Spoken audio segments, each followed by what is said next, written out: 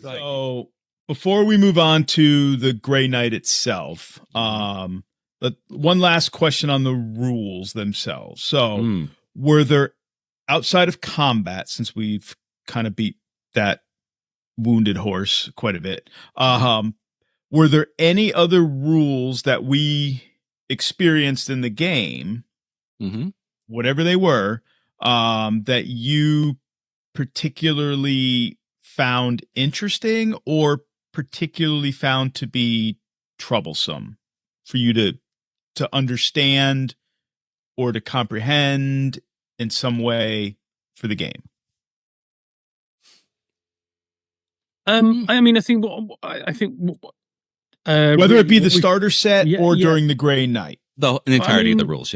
Yeah. I mean, what we haven't kind of highlighted, we've looked at the battles, but what we really haven't looked at is the core of the game mechanics, which is the personality traits. Right. You know, yeah, exactly, and just how important they are to play. Because I mean, you know, Neve, your character's constantly reckless, and one of the things about those personality traits is they kind of work both as advantages and disadvantages in play. You know, sometimes they can help you, sometimes they can't.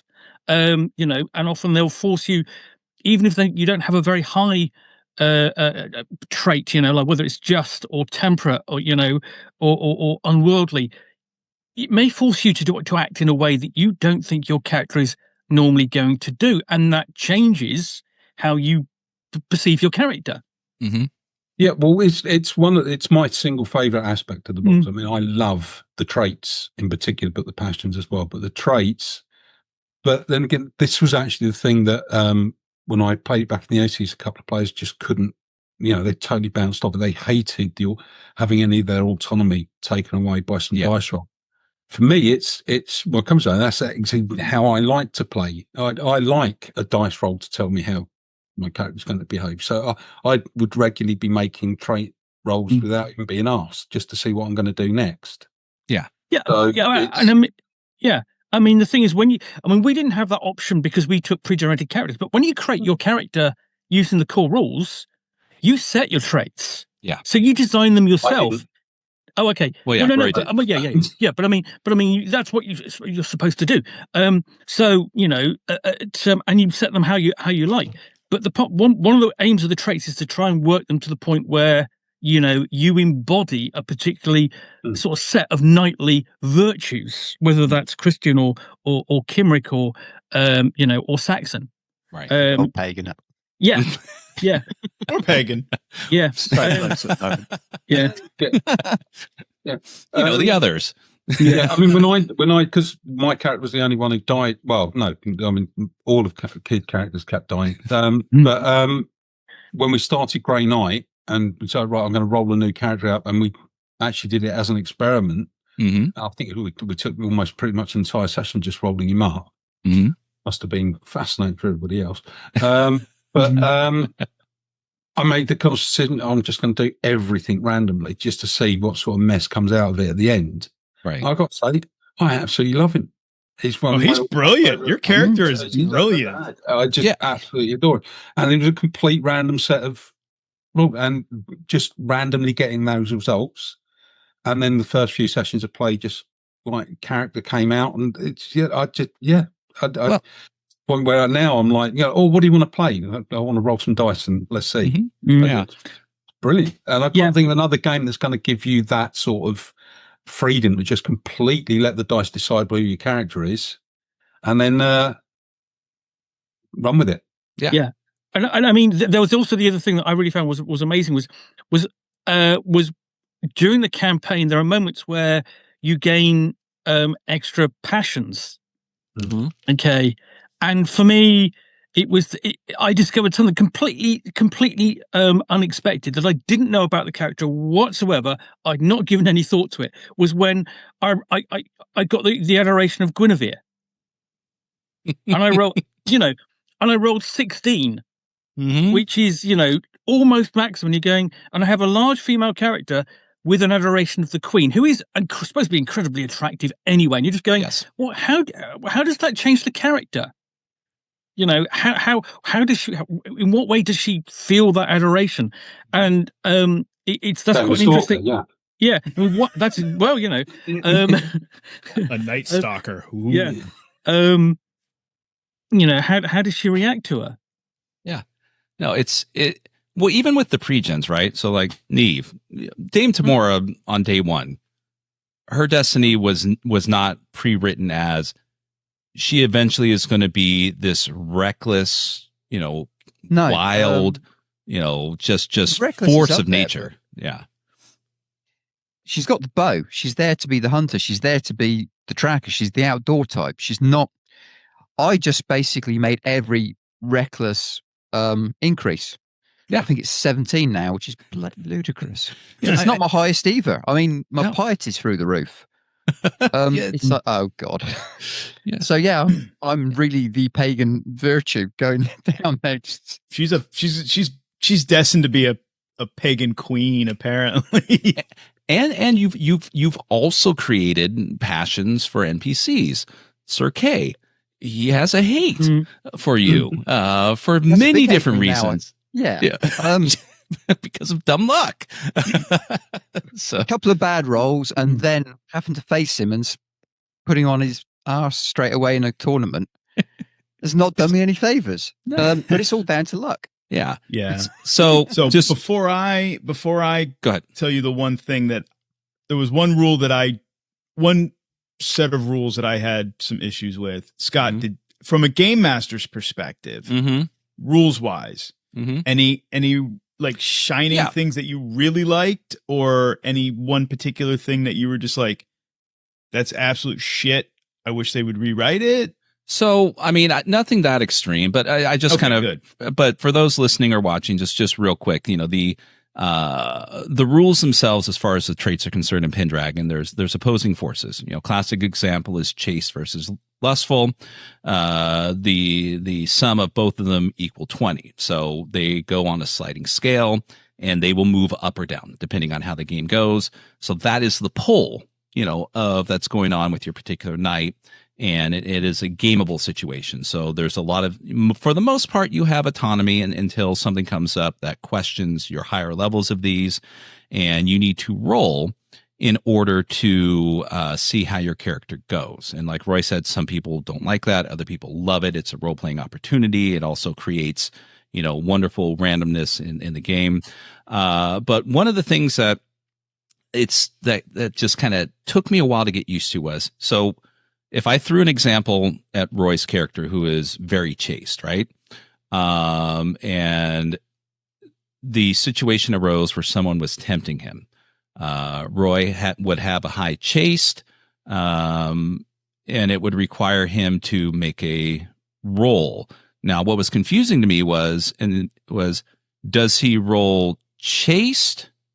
Does he roll lustful? That kind of always, still kind of confuses me of which one he attacks first. Doesn't really matter. Yeah, but go ahead, because you've got to roll. If you fail one, you've got to roll the other one anyway. So, right, and that was the other thing. Yeah, it might be worth clarifying that with all Pendragon characters, you have 20 traits, but they're 10 pairs of opposing. So whatever. And it's always a total of 20. So if you've got 11 in one, you've got 9 in the opposing one. So if you're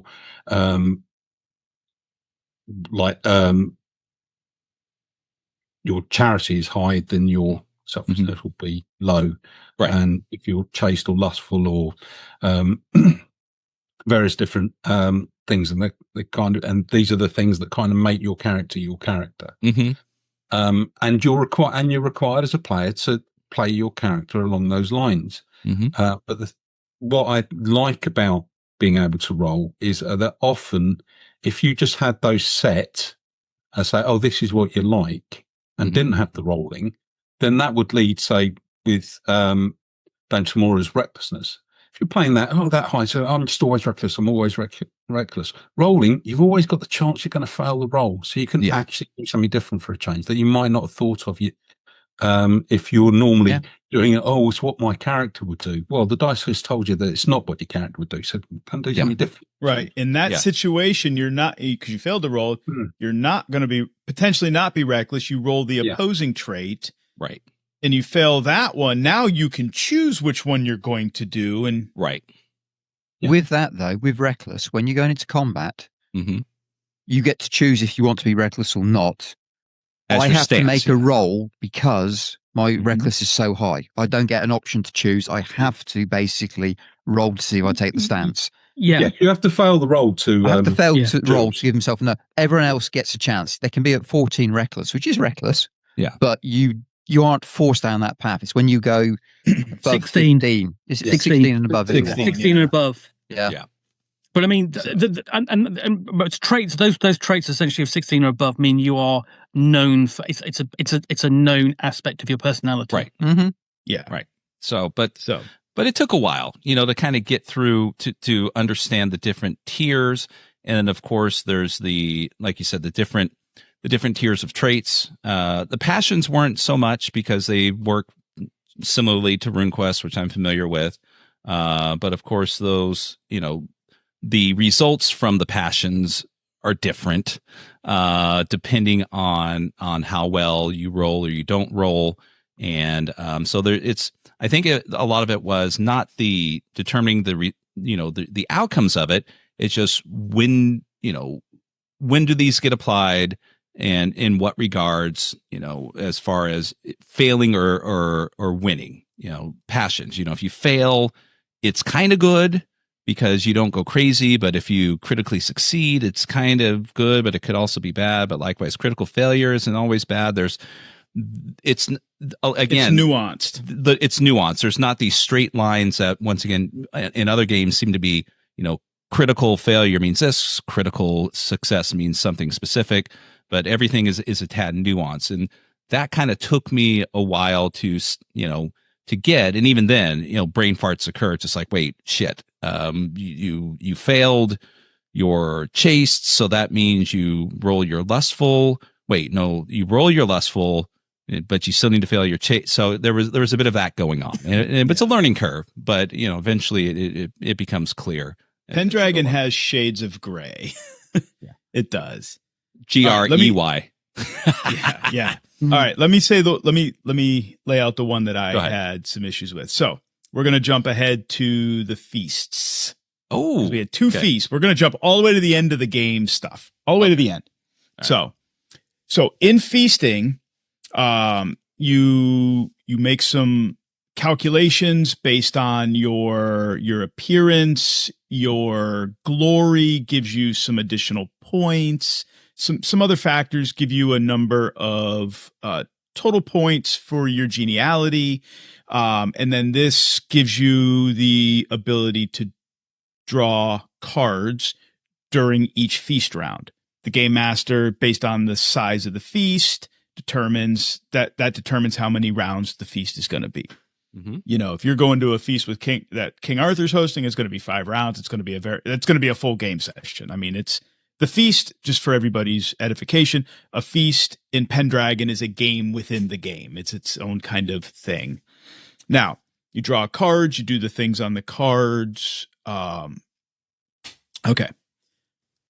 My issue is, because I have reread the rules for the first version of the feasting rules that David Larkins published for the previous edition, and I've reread these rules.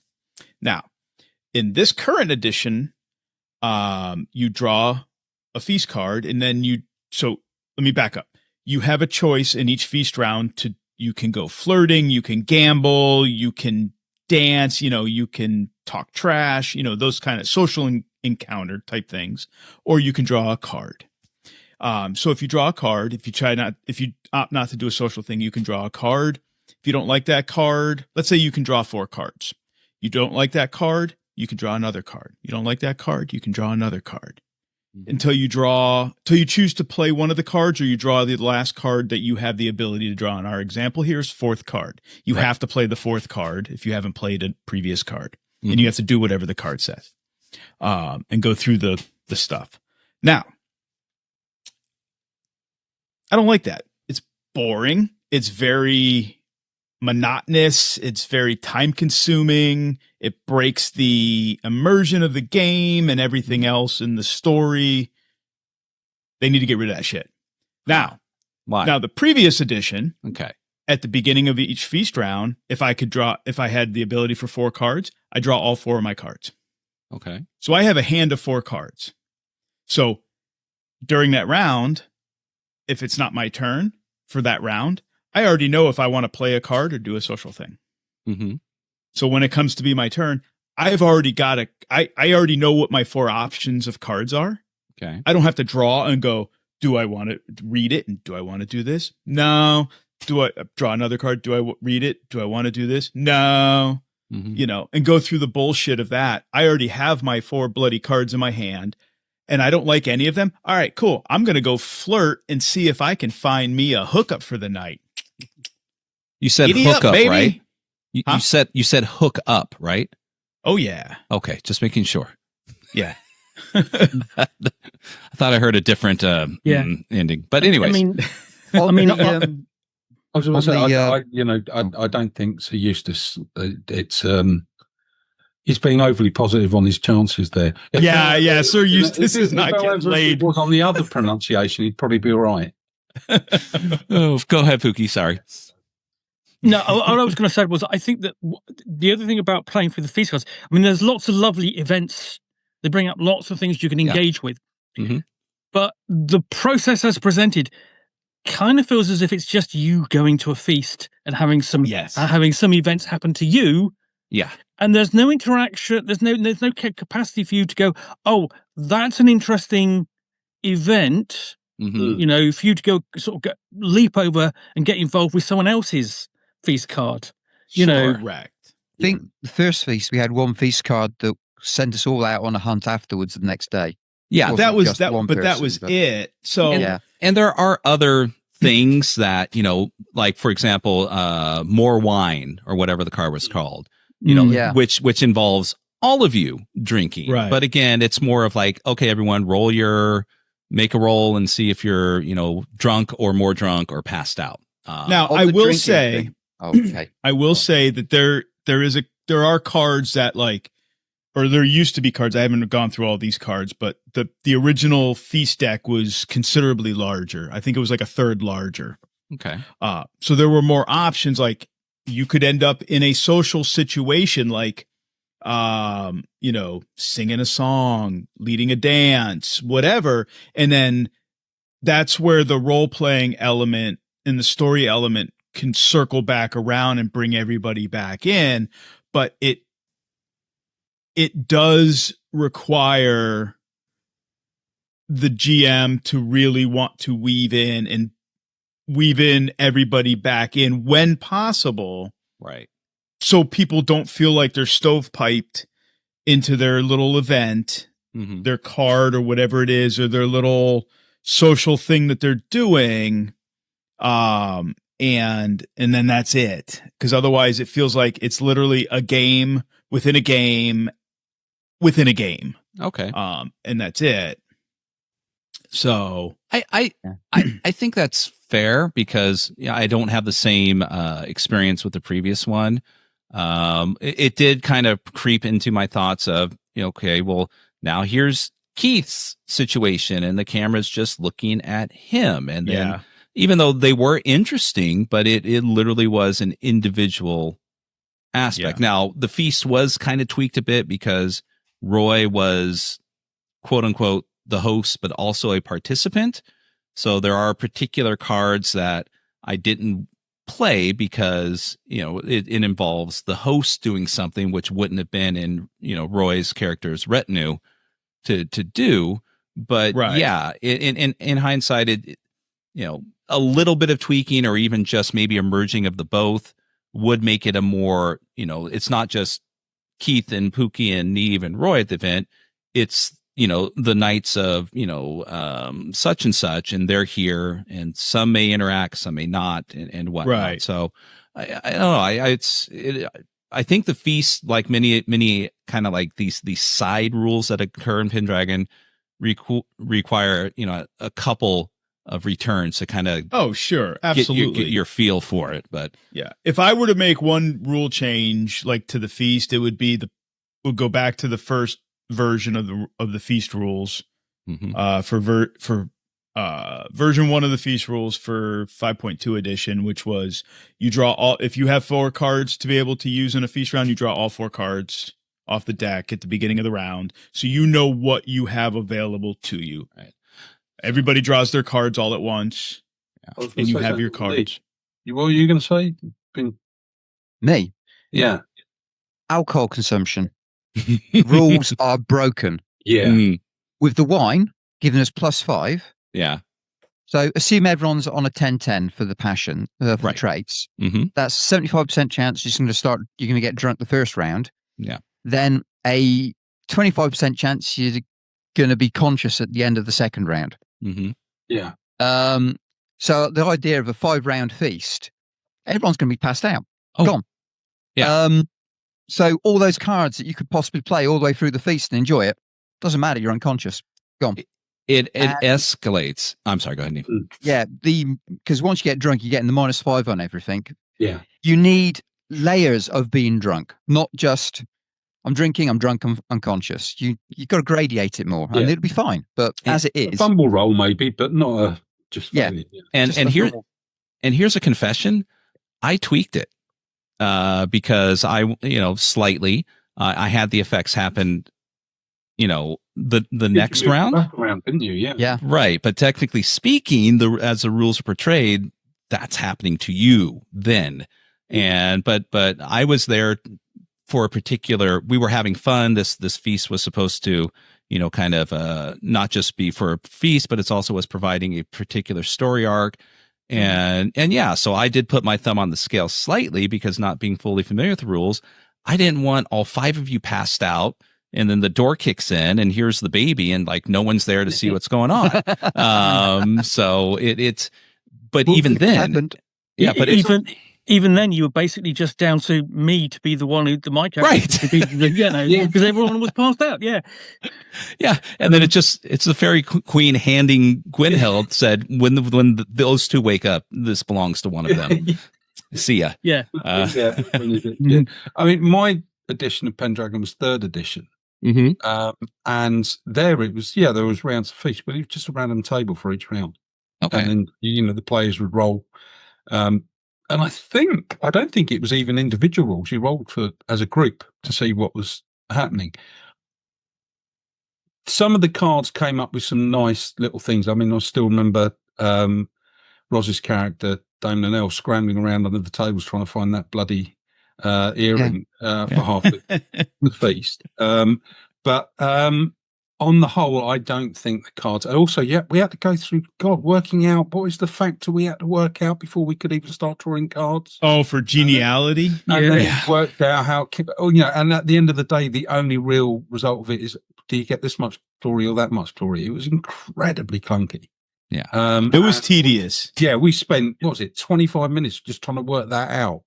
In the bin. Okay. Fair enough. You could just make it so much simpler.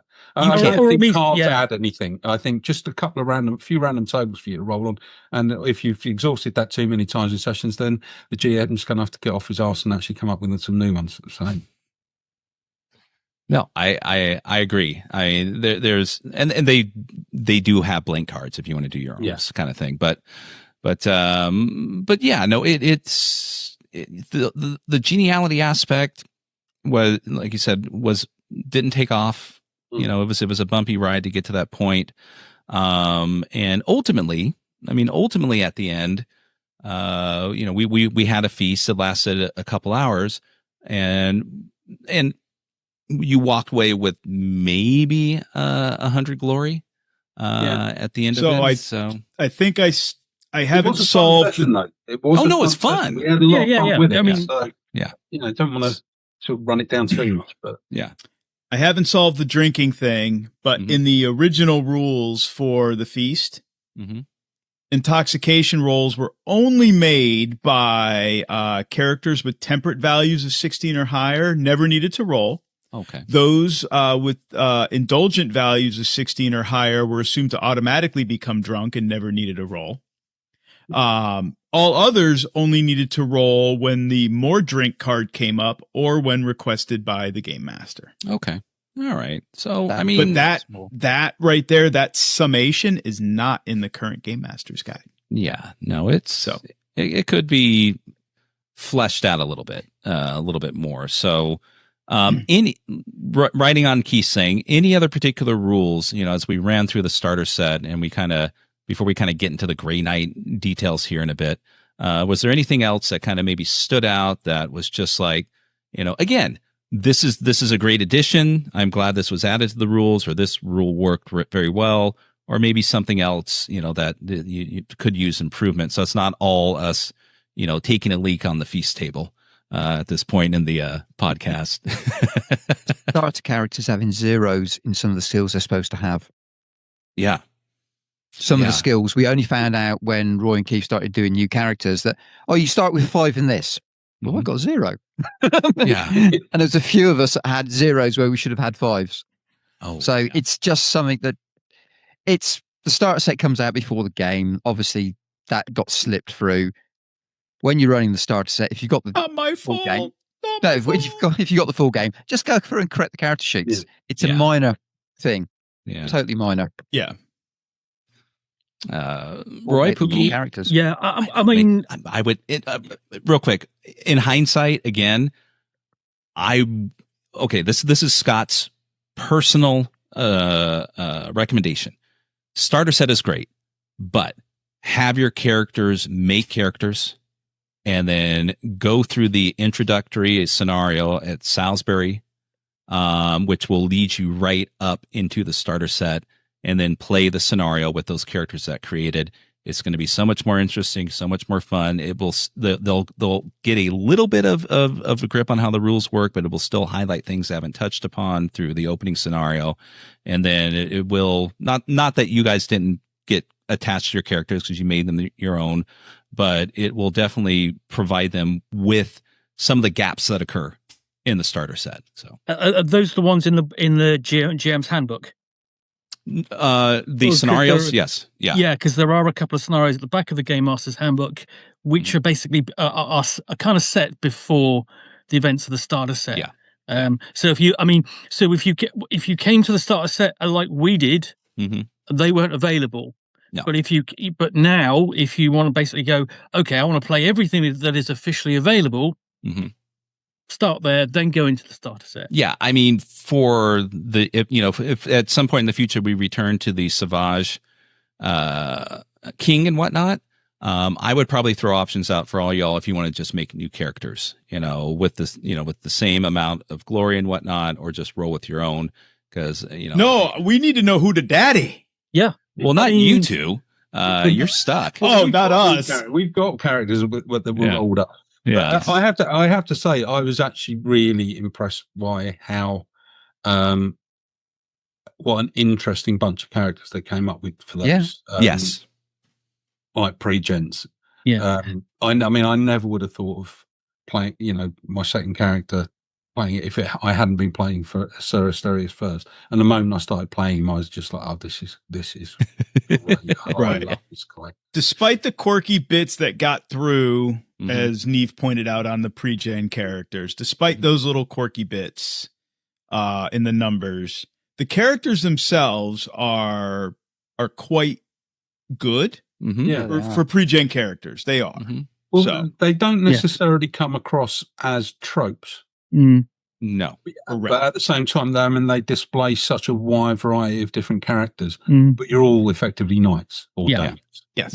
Yeah. I mean, and the thing is, that's despite the sort of kind of focus at this point of standard character creation, which is on very limited number of options in terms of knights. The only thing I would kind of grumble about Gwynhild, my character, is the fact that she's the only Saxon knight. And that doesn't come into play hardly at all in the scenarios present, where they constantly, okay, whether or not you are a Christian or a pagan knight. And technically, the Wotamic worship falls under pagan, but you're kind of going, well, it's really a bit different to that. Yeah. Right. Yeah. It is one of those things that, if you were to play the Great Pendragon campaign, the Boy King and all the rest of it, being a Saxon knight will become a massive element later on in the campaign. It's just it plays because basically it's one of those brief periods where Britain's actually at peace with the Saxon invaders. Yeah, I mean, it's themselves been not dealing with the Saxons very much. You do run into that in a lot of starter sets and pre-gen characters where there are set fields on character sheet where something's got to go, but there may not be anything in the starter set that pertains to that until you get into the core books or other aspects of it. And I think they're also I think those decisions were made to help kind of shine a light on what is or will be available. Sure. Which obviously will be a version of this at some point, because I mean, essentially that's what everything, I mean, the whole point about even basically the starter set, the Grey Knight, all of it is kind of a funnel for you to go, no, you don't want to go and play your own stuff. You can, we'll let you, that's no problem. We want you really to come and play this. Yeah. I think we should show the size of the spine. Yeah. The Great Pendragon campaign. For those listening, Pookie's holding up the Great Pendragon campaign, which is probably about 600 pages or more. And for those listening, Scott and I, it's about 450. Okay. Yeah. Scott and I did an interview with David Larkins. Oh God, so many episodes. Couple years ago. So many episodes ago in the past. And David did say they will eventually redo it, but it won't be a single book. It'll be multi-part. And I think he said it was going to be 5 parts. Wow. Yeah. Because it's going to be one book per cycle. Yeah. I mean, I with a previous group, I have actually started playing the Great Pendragon campaign, and we only got about 10 years in. Wow. And that was about 4 months of hard play. That was pretty much our experience as well. Yeah, it's an investment in time. We were doing all our game was all set in the sort of anarchy between Uther and Arthur and putting the sword in the stone and stuff, and we never actually got to Arthur. Because you can also run a campaign before Arthur. Yes. Uther period. This was classic or King stuff. So before the Great Pendragon came. Yeah, you can do the whole shebang. So, the starter set, it concludes with the battle of with King Lot, and then it opens you up to other suggestions if you want to fill it in, and then the core rule books came out after that, the core book and the Game Master's Guide.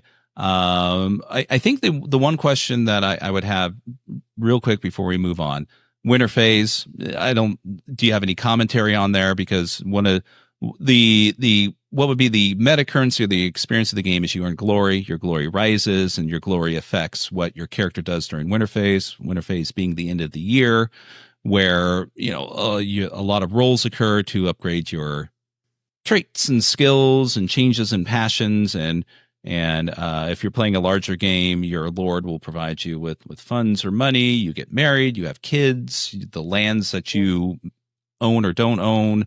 There's some housekeeping regarding that, or some bookkeeping, I should say. Also, did any one of you feel like there, at least with this version, the amount of bookkeeping involved, that between you got to track your wounds, you got to do this, you got to do that, and the bookkeeping at the end of the year, that feel fine? Was there, did it feel a bit overwhelming, or did it feel like, well, this is great? Or are some of you, sadist and wish there's not enough bookkeeping? I want 8 pages of character sheets.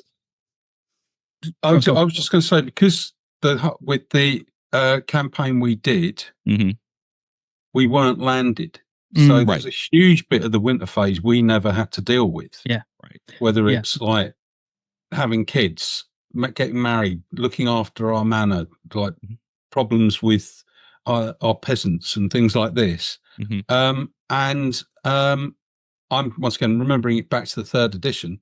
It was all huge fun. We used to have a riot doing the winter session. It was often most fun part of the session, because people just one dice roll and you just reel off this ridiculous tale of what's going on from a single dice roll. It was I kind of, it because we weren't landed, we didn't have to do it, and that's one of the things I was kind of remembering most fondly, thinking, oh, I can't wait to do that, and then we never had to do it because our knights didn't have land. So it's like taking to this point where, you know, one of our characters, your knight Roy, is actually finally got one of us has finally got married. So there's quite a lot involved in the winter phase, and you know, and I can remember, I have to agree, you're kind of going, oh, you want to get onto that, and you kind of want to get onto the generational play or get that rolling.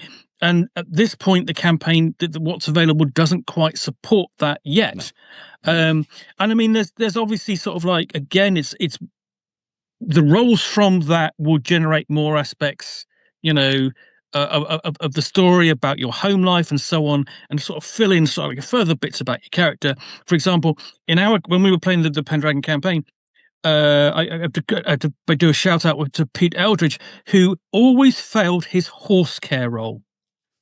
He could never keep a horse alive during the winter phase, and we couldn't understand. Poor bastard. What's going on? What are you doing to your horses every winter? Are you that bored? Are you know, are you neglecting them? You know, he's not allowed to mention it publicly, apparently. Yeah. But it's a big part of the play of Pendragon, but it's not there yet. I mean, of course, essentially what we're waiting for is the third book of essentially the Pendragon Rules trilogy, which will be the Nobles book. Yeah. Which has now been announced. Sorry. So it's just been announced now. It's on its way out at some point. May, I believe. Yeah. This is correct. Something May. A sort of warning tale. Okay. When we did, the reason we ended up stopping playing Pendragon was because myself and another player fell out, because the GM had my character kind of taken away to the land of Fae for a year. Mm-hmm. And when he came back, one of the other players had decided to seduce my character as not our wife. And I got so incensed, I challenged his, and we ended up having a duel, and I killed his character. But the whole thing created so much bad faith at the time. Everybody was so pissed off about the whole thing. I just couldn't believe the GM allowed it. So, Martin Farrell, if you're listening to this, I still bloody hold a grudge. Nice. Like I say, Pete, we still want to know what you were doing to those horses. Right. Okay, so the, you know, that goes without saying that we did not use the breadth of the rules as we continue through into the Grey Knight campaign. So, Keith, anything you want to touch on rules wise before we just kind of, you know, go discuss Grey Knight briefly? Because we're already starting to get long in the tooth. So it's gonna so the Grey Knight, it does a change, right? So we took it seemed like maybe a year off, and Grey Knight came out, maybe a little less, but it's like, hey, would you all like to continue? And everyone's like, sure. And you know, the Grey Knight continues on shortly after the end of the starter set. But one of the things that at least for me, that made the Grey Knight stand out was, whereas in the starter set, I believe that there's kind of a brief moment that touches on the mysterious supernatural aspects of King Arthur, but this one, you know, kind of for most of the campaign jumps into it feet first. Now, is that something that, you know, you feel is part and parcel? Like, some people think of King Arthur and they just think of the Arthurian legend, i.e., you know, the Excalibur movies, where there's some supernatural aspects to it, but still it's all about the knights. But this and the Grail and everything like that. Yeah. But this one leads into some history regarding the myth and mythology of Arthurian legend that I most certainly was not familiar with, but also goes into some very religious aspects in both, you know, the Christian aspect, the pagan aspect. So is for those who have played Pendragon, did you experience the Grey Knight when it came out? And is this something that you prefer, or do you still prefer focusing more on, you know, the general Arthurian legend? Neve, we'll start with you since you've been hiding. Well, most of the Pendragon I played was one shot, so we never really did battles. We never did feasts. Okay. We never dipped into it. I mean, as we've played this, I've loved all the magical, but then my characters aimed that direction anyway. Yeah. So I'm lapping it up, even when I'm failing my rolls on those bits. But never mind. But no, I think it adds to it. Mm-hmm. It takes it away from, this is just Dark Age Britain. Right. Because Excalibur really is Dark Age Britain. The magic is off to one side. It's a little bit over here and back down to. It's just a really good sword at the end of the day. So yeah, I think it needs the mystical in it. Cool. I like it. Yeah. I think that basically the mystical element gave something for you, Scott, to grasp, because the thing is, what you couldn't grasp was the geography of Arthurian Britain. All the names. Just so you know, I have started a 3-year session of learning Welsh, so hopefully that helps me. But yeah, good luck. For those who are experiencing Pendragon, that's forget the rules, forget issues here, issues there, feasts, whatnot. Get yourself a good British friend. Have them be part of the game, or at the very least, just have them sit and listen. So when you butcher these locations, and you will, time and time and time again, because, there should not be that many consonants stuck together to name a person or a place. They can correct you and help you with that. And likewise, not just the names, but like locations. It's like, where is this? I know Londinium, and I pretty fair. Half the locations in the Arthurian tales, bear no relationship to any just sort of BS location. Like Scott, Galehole. Yeah. If you think you had problems with that, mm-hmm. you need to delve into Paladin. Right. Oh, okay. No, and all the French. Good luck. It didn't get that bad. At least there were no mountains in Norfolk. So, Roy, any thoughts on the Grey Knight? Because I personally felt that this particular aspect of the Arthurian legend, the Pendragon game, kind of just fell right into your wheelhouse with all of the supernatural stuff. I do love my Arthurian stuff. I have read Mallory, and I've just bought the new Chaosium version of Mallory, which is gorgeous, by the way. It's 15 quid, but it's worth every penny if you're slightly interested to it of it. So yeah, for me, it was but then again, I do tend to really like playing in settings where I'm sort of passionate about. Yeah. So this was just like perfect for me. I was reveling in it. Yeah. Every time you're describing something, I'm going, what am I talking about? And it's an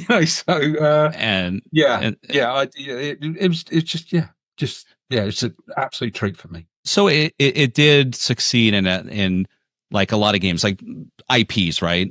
IPs can kind of go left or right with people. Yeah. But so it felt, at least from what I'm hearing, it felt more of like I'm part of this as opposed to I'm just on a sightseeing tour. Or it really didn't matter. It's just like any Easter egg, any location that you've read about. It's like, oh God, here I am. With me, there is a little bit of that. Yeah, there is a little bit. I'm the same twat who has to watch every Marvel thing, even no matter how bad they are. I have to watch them. So it's and then recognise every Easter egg. Yeah. But no, it was. It felt like you were in the world, and myself personally, being out to play a knight who was kind of new to it as well, coming as a foreigner coming in, just gave me a lot of fun interacting with it. So yes, right. Yeah. Keith, you yourself? I enjoyed it. I do know that the original Grey Knight, this is expanded over the original Grey Knight. I never played the original version. My conversations with David Larkins before I took the assignment, he iterated to me that it was an expanded version and deviated slightly from the original to be a transition from the starter set into the Grey Knight. So it bridged that gap. So that's how it was designed. So for listeners, that's exactly how it was designed. So it's, if you own the original, it is the original with some added content at the beginning to transition folks from the starter set into it. Yeah. And then you can go beyond from there whenever new product comes out. Like you can go into, oh my God, I'm going to say it. Take your time. Dead Air is excellent. No, I love Dead Air too. It's great. I mean, basically, go and pick up any of the scenarios from the Companions of Arthur community content program. Yeah. And anything there. Savage King. I was gonna say something else, but I didn't. Or even some of the older, earlier edition stuff, which is still compatible. So. Well, ultimately, and again, just real quick, the Grey Knight, Sir Gawain, he's dubbed the hero for King Arthur to do a battle. About several months later, there's a mysterious force that comes forward to challenge Arthur's reign. And if, and then a Black Knight is there that ultimately is, to harass Arthur, but it turns out Sir Gawain steps forward, but he needs something special, a MacGuffin in a land that has been tainted, and your knights are the ones to go and find it. And hilarity ensues with all sorts of crazy things that also not only pertain to the scenario itself, but also allude to future things that occur in Arthurian legend. And ultimately, hopefully you get back in time to give Sir Gawain the MacGuffin, and he beats the Black Knight and saves the day. It is on a set time limit within the game, so there are a lot of instances that could instantly kill the scenario. And I will be perfectly honest, and I told you guys this, is I wasn't really keeping track of that for the most part, simply because I personally felt the Grey Knight had too many, just brick walls that occurred to the point where it's like, well, to be perfectly honest, I didn't buy this game to have fun with you, to just get to step into a location like you made it to the wastelands. Now you're all dead. Well, let's close the book. Fuck it. We're done. So yes, there was a bit thumb on the scale. It was a bit railroady in regards to that, but it was to highlight and touch on the scenario itself. Whereas if we were doing it as part of, this is a grand campaign we're doing, probably a little different, because things, but the thing is if you failed in any regards, you either die or you are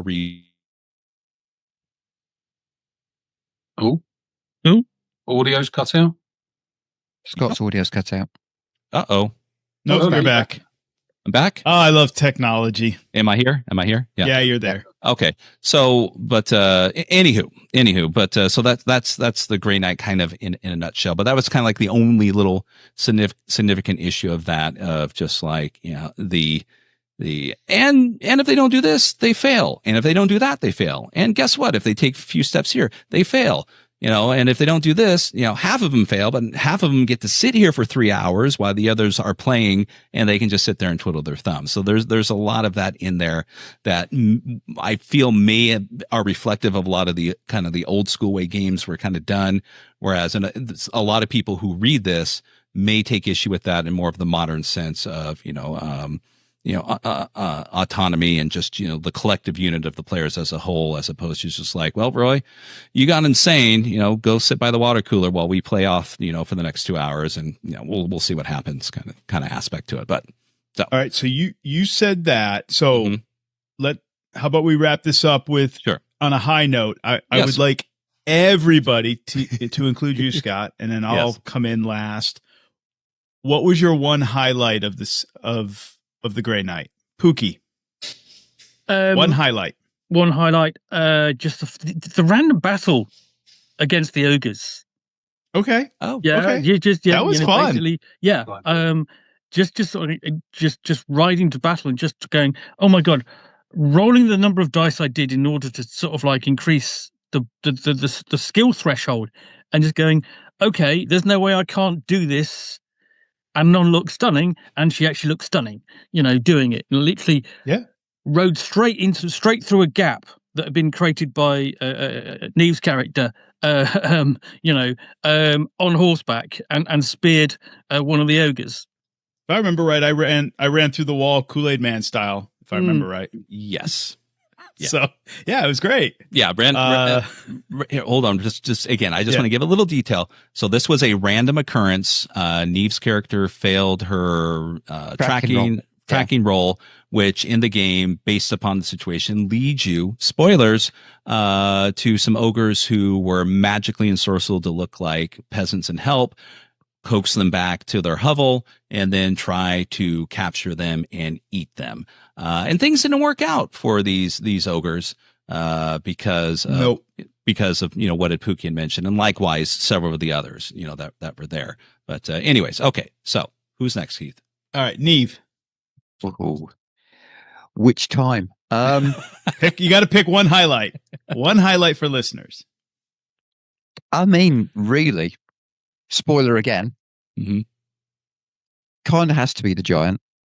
Oh, yeah. I'd just come back from a convention where I'd played Pendragon and gone against the giant and died horribly. And it's I won't have another one. It'd be fine. Next session. Oh, we got a giant. Oh, shit. So it gets to the point of there's two of us up front. It's going south. I have to charge. Gives everyone else a chance. And I think, yeah, okay, I'm dead. Right, off we go. And the dice saved me. Very much so. Then everyone else piled in and skewered a very upside down giant. But to be fair, Kay was probably the real favourite. Being set up all the time. It's like, oh God, I've got to now go and hit Kay in the tournament. Yeah, so there's random situations, right? And Kay is a bit of just a reoccurring nemesis, not necessarily a nemesis, but just a thorn in everyone's side. And throughout the occurrence, likewise in the starter set, but here there are instances where, depending on how rolls occur, a character, not just Neve's character, but a character could cause an event to piss him off.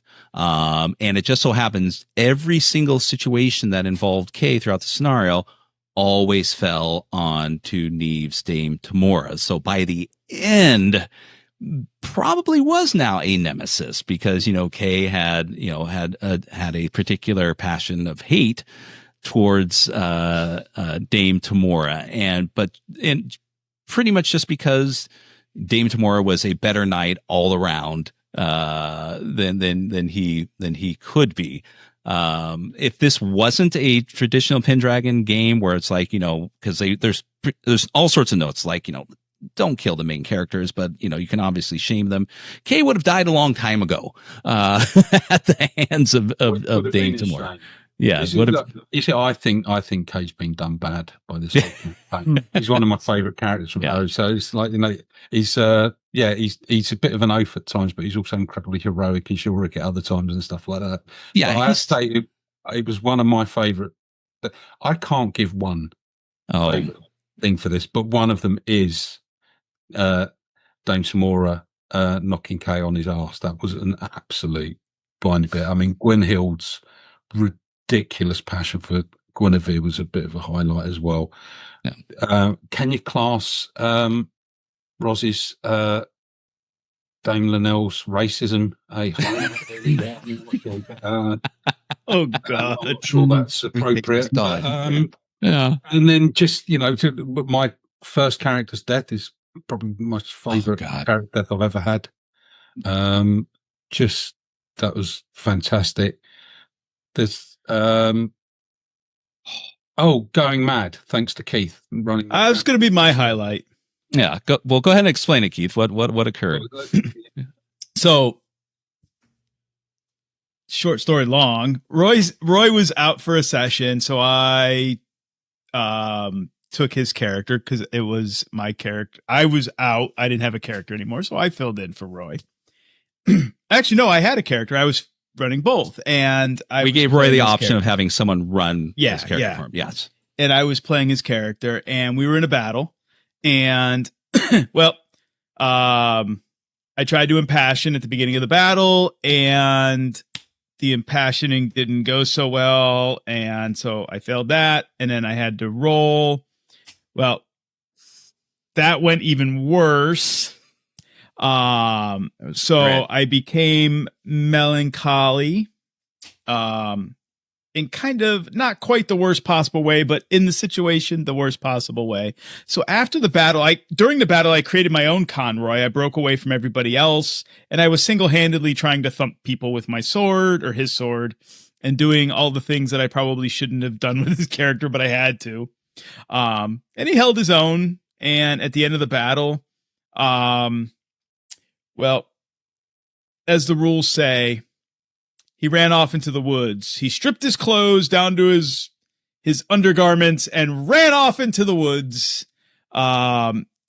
melancholic, and he was so depressed. Yes, it was great. Oh, and of course, what was even more entertaining was when I had to tell Roy that his character fucked up. I fucked up. And that his character is now wandering the woods in his skivvies, weeping and just depressed. Yeah. I mean, that's the prettiest knight by far amongst us. Oh, yeah. He's always the one that ends up in the scene half naked or naked. Yeah. Well, also being incredibly chaste. Yes. But yeah, coming back and then having to come up with what he'd been doing mad in the woods, and you discovering him that he now thought he was the Archangel Canguel of the heavenly host, and had strapped a load of duck feathers to his arms and as wings and stuff, and then had to drag him back to the castle in his loincloth with the wings on and stuff. Yeah, it was a lot of power, a real bit of highlight that. Yeah, that was my highlight. I mean, because it led to that little scene there. I mean, that they just went together, and it was brilliant. Oh, absolutely brilliant. Oh, well, I'm not going to be too picky. I Pookie, the ogre battle at the hovel, excellent. That couldn't have gone any better. Dame Tamora with Neve. And mind you, this was not me putting the thumb on the scale in this instance. Just anytime Kay came up, I was just like, oh, this is going to be good. And it was, from, knocking over all the preparation for the announcement between Guinevere and Arthur as he's traveling through Carleon, to one-shotting him at the tournament, and so on and so forth. Roy's character, though, Sir Aristelios, not necessarily a moment, but this was kind of like a role-playing thing, because the best way I can describe, it's been mentioned, obviously your appearance is just, you're absolutely gorgeous, but the way you played him as just this beautiful, oblivious man, just nothing phases him. Completely just incapable of, I wouldn't say empathy, but just recognition of just everything, occurrences that aren't directly in front of him. And I never watched the show Friends, but of course I've seen plenty of highlights. But the one thing that kind of occurred to me was, in my mind, anytime Aristelios acted that way, it was Patrick Warburton acting like that character Putty from the show Friends, just like, yeah, oh, really? That's not my child, is it? And just being this. I mean, when you, I think my highlight was when the spoilers, the succubi or the succubus was trying to tempt you in the old chapel, and things just could not go perfect. And I thought this was going to be the end, because if you didn't make the roll, this was going to be, Aristelios' downfall.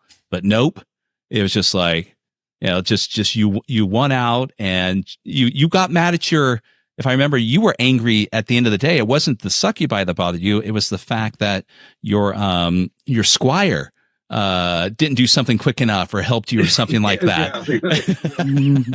That was funny. Yeah. Poor old Exy.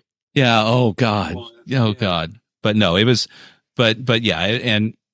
And of course, Keith, my highlights with you, with your character, of course, revolved around your, Eustace is just constant, just his ego was up here, but absolutely no one would feed it.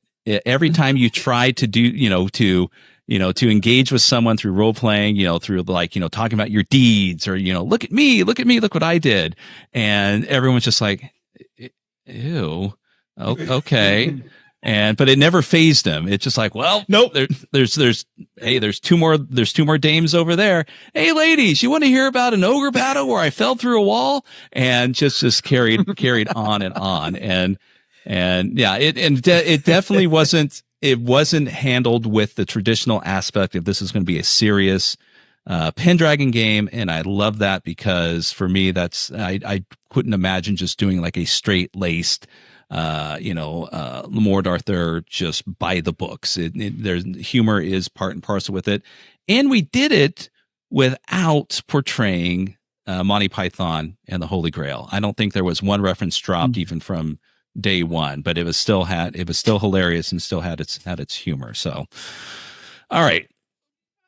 Pookie, would you recommend Pendragon 6th edition for someone to pick up and go play? Yeah, absolutely. Absolutely. Okay. It's a great reiteration of a classic role-playing game. The traits and passions are utterly elegant in their play, in how they push and pull your character, how they work as advantages and disadvantages, and define your character at the same time, and basically push you to be a knight, of some type in the game. And the campaign itself is terrific. There's, you are playing through essentially a classic epic. Excellent. Neve, I'm going to ask you, would you recommend Pendragon? But I'm also going to predicate it with, I already know the answer because you sell it at your store. So yes. But please, do you have anything to add to it though, please?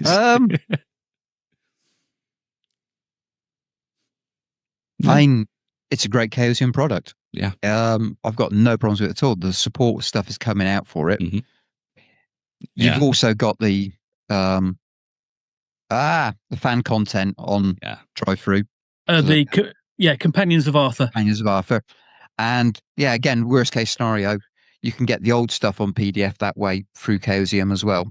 If you basically run out of what they've done already, but you're going to have to go fairly full tilt straight away to run out at the moment.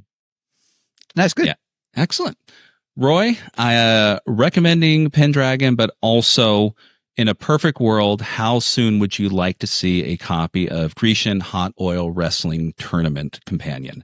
I was going to say, I can't think of another rule set that simulates Greco-Roman wrestling covered in olive oil quite as well as Pendragon does.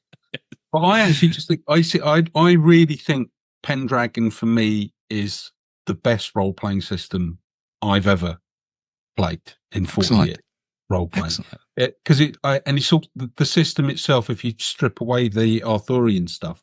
I've played in one-shots at cons where I've played Texas Ranger using the Pendragon rules. I've played a Mythic Greece game using Pendragon rules. I've even played in a World War II set game using the Pendragon rules. All you got to do is change the names of the skills and the traits, and it's complete. You can use it for almost any setting, but the rules are so flexible as long as you want that character-driven stuff, because it's the traits. Yes, the core of the game isn't the combat, it's the traits as the core of the game, and I love it to bits. I absolutely love it. It's definitely my favorite role-playing system. Excellent. Okay. Well, Keith, do you want your recommendation, or do you want to tie a bow on this so we can? I don't have a recommendation. That's fine. No, I would say it's a great game. I've been playing it off and on since the mid 90s. So ever since 4th edition. So I will continue to play it. I enjoy it. Every time we play, every time I play with a different group, the stories are always different. There's always a memorable moment in every game I play. Like this whole thing with Sir Aristelios running off in his loincloth into the woods is the moment from this game. That will always stick in my brain. And with the rest of them from the other games, there's always one of those memorable moments in Pendragon, unlike other games that I play. Mm-hmm. So Pendragon is my game. So just like Roy, it is such a memorable game for me. It's kind of like the Apex, my top tier game. So yeah. Highly recommend it. Yeah. And I do the same. I won't drag it out. I agree with every one of you. You hit all the highlights. It is a wonderful game.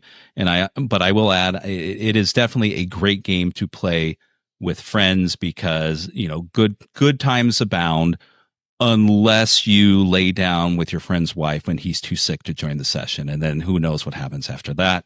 But yeah, it's definitely something it is definitely something to sit down and enjoy and cherish over the long term. Don't rush Pendragon if you're playing it. Take your time and let it breathe. So, all right. Well, this has been a short 40 minutes. So we'll probably end up doing this as in a 2-part episode just to kind of even it out, but may drop them both at the same time or just maybe just a week apart to keep it easy. But thank you all. I do appreciate it, and and a shout out to Roz. I wish she could have been here, but it is what it is. Yeah. But this has been great. The wonderful discussion about the game, and also thank you all for being there to play this game with me. You provided me countless hours of enjoyment and stress, but also each one of you helped me understand the game, more so than I would if I just sat down and read the book and did the rules on my own. And hopefully we can return to it again with the Savage King in the near future. See how that goes. And we also need to find out. Go ahead, Roy. Yeah. There is one highlight of the game. Oh yeah. That should be mentioned, and that is Rosis Linnell's character never liking Arthur because ever since she saw him take the sword, she thought he was trying to steal it, and she's never fully decided that he wasn't just a thieving little shit and he shouldn't be kin. So slight correction on that. It wasn't. It wasn't that Arthur was stealing the sword. If I remember right, Arthur tried to steal her money purse. Yeah. Yeah. It was the money purse. And then saw him taking the sword, was it? Yeah. Then it was that. Yeah. So still not over it. It's been she's not over it. 6 years, seven. Yeah. Nope. Just and he's king. Yeah. I think she's the only one who doesn't have a passion for the king. So I think it's really low. I think she's bordering on hate for Arthur at this point. The only thing she hates more is Picts, but hey, that's for another. She really hates Picts. So yeah, if he's ever crowned king of the Picts, he's in trouble. Yeah. Oh Jesus! But I would like to say two things. Thank you, Pookie, Neve, Roy, for being here, talking with us, especially going on about the rules, because that was a really important part of this conversation. Mm-hmm. Scott, thank you for running the game for us over the year plus, back and forth with the 2 different products and the break and all of that. So thank you very much. I would also like to say to listeners, thanks for listening through both parts of this episode. Part A, Part B, whatever we call it. Mm-hmm. But also, Scott and I will be at Chaosium Con in April in, where are we going? What town is that? Oh, Ypsilanti. No. Or in Ann Arbor. That's it. It's going to be in Ann Arbor, Michigan. So, if you're going to Chaosium Con in the US, and you want to connect with Scott and I, buy us a drink, hey, great. Come on, find us. Scott and I both love beer, so find us. We'll hang out. We're going to have a meetup at some point. We're going to be doing roving man on the street kind of thing, podcasting on Friday of the convention in the morning. So hit us up. And if you find me by myself or Keith's busy, I will tell you who the real father of the Fae child is. Oh, you bastard. And then if he tells anybody, you got to tell me. That's it. You even explain what that's about, because it's okay. Sort of like asides and what's another couple minutes. So real quick. There's a part in the I know spoilers. There's a part in the Grey Knight where after you confront the ogre, You essentially were sent out by a Fey Lord and a Fey Lady to go retrieve her horse, which was stolen by this huge ogre before he'll provide you with the information on the MacGuffin you need for Sir Gawain. Upon return with this horse, if you're successful, there is, a celebration, a party, which takes place in the land of Faerie, surrounded by all the various, Fey and Fey-like creatures. Good times are had. And depending on the choices of the characters, whether they partake or not, determines, essentially what may or may not occur come morning. Now, the problem is, not only did most everyone fail except one to resist the party. The thing that happens is the party, goes into the usual Fey aspect, abstracts itself, and no one remembers what happens the night before, other than they had a good time. In the scenario, they kind of throw a little tidbits of like, hey, nothing happens in Fey without a price. This could occur, that could occur. There could be a surprise 9 months later. Who knows? So, the party is divided between, 2 male knights and the rest are female knights. And of course, my mind's going, I'm not going to make like, Roz or Neve or Pookie, wake up with a bun in the oven. But we have a couple guys here who have a bit of swagger that could be knocked down a notch or two. So when Roy, at the end of the Fey night, there's an option of one of the ladies becoming betrothed to one of the knights, and that was Roy's. And that's pretty much the end, right? But I'm like, well, let's do something different. Let's do their marriage. We'll have their marriage at the end of the year before the winter phase, and I'll make a feast. We'll have some fun. So fun was had. We went through the feast. The feast was 3 rounds by the feast rules, and everyone had a good time. We did the round robin of all the different cards, and we had a couple people pass out, which was, I believe, Neve's character. You were down and out. Roz was gone. Yeah. So at the end, the doors kicked open, and a contingent from representatives from the land of Faerie emerged, saying that they had brought a gift to the wedding reception. And the announcement essentially was made that partying in the land of Fae have consequences, and here they are. And inside a silver blanketed bunting was a child, and essentially they said, well, this child belongs to one of these two, the drunken lout over in the corner, and or Mr. Arthur. Or the guy who just got married, who's Mr. Chaste. And that's where we stopped. Oh, and just to throw this out, the uncle of the lady Roy married doesn't like Roy, and was kind of like just frowned upon this whole situation. He thinks Roy's obviously in it for just the lands and the wealth and everything, which he is. Right, yeah. He is. But just was frowning on all of this, but there's not much he could do about it. But who knows what's going to happen now? Now that he's he had some dalliances with some Fae at a party. So who knows? So in the future, we're going to have to play to find out. Yeah, the daddy. Exactly. So there we go. I mean, one of them literally fucked around, and now we're going to find out. Right. Yeah. I think the proper terminology is Fae around and find out. Yeah. All right. Well, we all probably did. Unfortunately, one got unlucky. All right. Well, everyone, thank you all for listening to this, and again, thank you all for coming and joining in. I appreciate it. And give a listen. Come to ChaosmCon. Say hi to Keith and I. It'll be good times. So, Keith, anything else before we ride off into the sunset? Nope. Let's ride off into the sunset, and we'll be back the next time we're in the studio. And Sir, we need coconuts for that. No, I was going to say, Sir Stelios and Sir Eustace, you keep writing after we stop. So, bye-bye. Bye-bye.